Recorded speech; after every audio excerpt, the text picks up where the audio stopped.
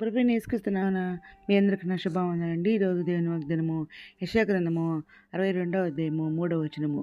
నీవు యెహోవా చేతిలో భూషణ కిరీటముగాను నీ దేవుని చేతిలో రాజకీయ మగుటంగాను ఉందువు అనే వాగ్దానం ఇచ్చండి. పరిశుద్ధాత్ముడు అర్ధరాత్రి తెలిసి ప్రార్థన చేసిన స్థుతులు చెల్లించి మరలా ప్రార్థన చేసి దేవుడు అన్నప్పుడు దేవుడే వాగ్దానం చేయించారండి. వెంటనే స్టేటస్ పెట్టినాను అనమాట. అవునండి, మనం ఉదయకాల సాయంత్రకాలం ప్రార్థన చేస్తున్నాం, అర్ధరాత్రి లేసి ప్రార్థన చేస్తున్నాం. ఇంకా బైబిల్ అయితే పూర్తిగా రాస్తానండి. నేను 3 సంవత్సరాలు పట్టిన బైబిల్ రాయటానికి. ఇంకా సాయంత్రం అయితే మరి ఉపవాసం ఉండి ప్రార్థన చేస్తున్నాను.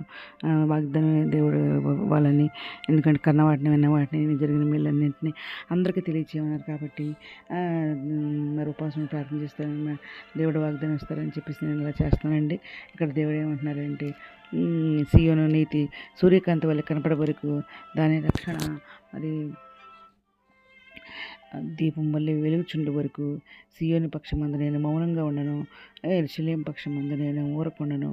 జనములన్న నీ నీతిని కనుగొను, రాజులందరూ మరి నీ మహిమను చూచెదరు. యెహోవా నియమింపువు కొత్త పేరు నీకు పెట్టుబడును.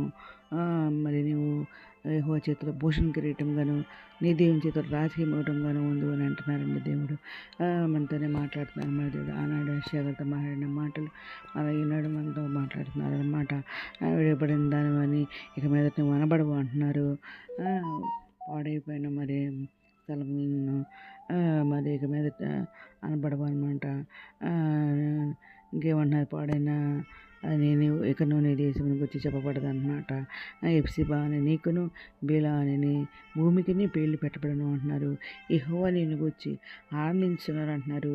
నీ దేశము వివాహం మగును అంటున్నారు, వివాహిత మగును అని అంటున్నారు అన్నమాట.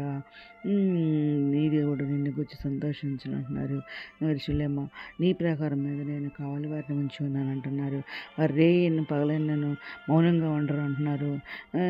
మరి దేవుడు ప్రతి ఒక్కరు కూడా అండి ఆయన మరి మన ప్రకారాల మీద కావాలి వారు ఉంచుతారన్నమాట. ఆయన దేవదూతలని లేకపోతే మనం ఇంత క్షేమంగా ఉన్నామంటే ఆయన కృప, ఆయన దయ, ఆయన దేవదూతలు పంపించి మనకు పరిచర్య చేపిస్తున్నారు అనమాట. మనం ఎక్కడికి వెళ్తే అక్కడికి ఆయన దేవదూతలు మనకు కావాలిగా ఉంటున్నారు అనమాట.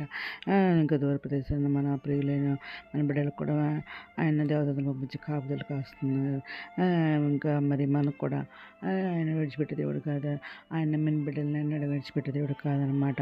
అందరం తక్షణాస్తం తోడనియు బాహుబలము తోడనియు యెహోవా ఎలాగన ప్రమాణం చేస్తున్నట్టున్నారు. నిత్యముగా ఇక నీ దాన్ని మనం నీ శత్రువులకు ఆహారంగా నేను ఈయను అంటున్నారు. నీవు ప్రయాసపడి మరి తీసిన ద్రాక్షరసమును అన్యులు త్రాగరు అని అంటున్నారు అన్నమాట. ఇంకా ధాన్యంకి వచ్చిన వారే దాన్ని భుజించి యెహోవాకు మరి స్తుతి చెల్లింతురు అంటున్నారు. పండ్లు కోసిన వారే నా పరిశుద్ధ ఆలయ మంటపంలో దాన్ని త్రాగుదురు అంటున్నారు అన్నమాట. ఇంకా ఆయన అంటున్నారు, గుమ్మముల ద్వారా రండి జనములకు త్రోవ సిద్ధపరచుడే అంటున్నారు. రాజమార్గము చక్కపరచుడు అంటున్నారు. రాళ్ళని ఏరి పారవేయడం అంటున్నారు అన్నమాట. జనములలో చూచినట్లు ధ్వజమెత్తుడే అంటున్నారు అన్నమాట. ఆలకించమంటున్నారు. బూది గంతముల వరకు కూడా మరి ఆయన చూస్తున్నాడు అనమాట. ఇంకా జనములు చూచినట్లు ధ్వజమెత్తమంటున్నారు, ఆలకించమన్నారు. యెహోవా సమాచారం చేసి ఉన్నాడు అంటున్నారు. యెహోవా సమాచారాన్ని ప్రకటింపండి అని అంటున్నారు. ఇదిగో రక్షణ నీ యొద్దకు వచ్చింది అంటున్నారు. ఇదిగో ఆయన వచ్చు బహుమానము, ఆయన ఇచ్చే బహుమానము ఆయన వద్దనే ఉందంటున్నారు.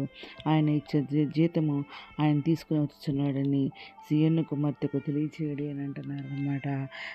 పరిశుద్ధ ప్రజలని యెహోవా విమోచించిన వారని వారికి పేరు పెట్టబడను అంటున్నారు. యెరూషలేమా ఆశింపదగిన దానివనియు విసర్జించబడని మరి పట్టణమనియు నీకు పేరు కలుగును అని చెప్పేసి నా మాట్లాడిన దేవుడు మరి నన్ను ఇప్పుడు కూడా మరి ఇశ్రాయేలు అని పిలుస్తారు, ఇంకా సియోను అని పిలుస్తారు, ఇంకా ఒకసారి అయితే తబిత అని పిలిచారనమాట. ఇంకా మరి ఇంకొకసారి అయితే మరి ఇంద్ర నా పేరు అసలు పేరు పెట్టి పిలిచారు. అలా మరి దేవుడు కూడా మనల్ని ఎంతో ప్రియమైన వారు అనమాట. ఎందుకంటే మనం ఆయన బిడ్డలు అనమాట.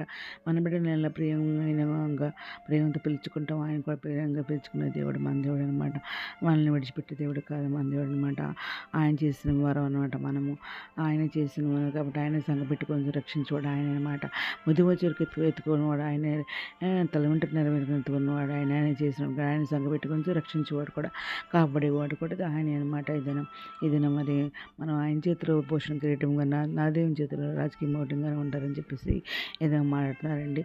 ఈ దినం అందరి జీవితంలో నెరవేరని కోరుకుంటూ మరి మనం ప్రార్థన చేసుకుందాం. మౌనత సరస్వతి మంత్ర ఘనమైన నామని కలిసి స్థుతిస్తున్నానండి. ఆయన మీద అయితే ప్రపంచం పెట్టిన పేరు న్యాయం చేసి పెట్టిన అవసరం తెచ్చింది, అక్కడ తెచ్చిన కోరిక తెచ్చించండి. బిడ్డలు మంచి జరిగింది. విద్యాశైలి దేవుడు నిరుద్యోగులు ఉద్యోగాలు తెచ్చండి. అదే ప్రస్తుతం వరకు ఆర్థిక సాయం తెచ్చండి. అనారోగ్యం స్వస్పర్శండి. వేదనతో వాదించండి. వినవారిని ఆడుతుంది. రక్షణ రక్షణ తెచ్చండి. మీ త్వరగానే మీరు రక్షణ మీద సత్పిండ కూర్చొని అది కూడా ఉన్న భాగం తెచ్చండి. మా ప్రభు పేరు చూడండి క్రీస్తు పరిచితమైన నామన అడిగి పెట్టుకుంటూ ప్రతిస్తాం. బ్రహ్మతండ్రి ఆమె మీ అందరి ప్రార్థనలో మా కొరకు కూడా ప్రార్థన చేయమని మనం చేసుకుంటున్నానండి. ప్రభు సేవలో మీ సహోదరి. God bless you.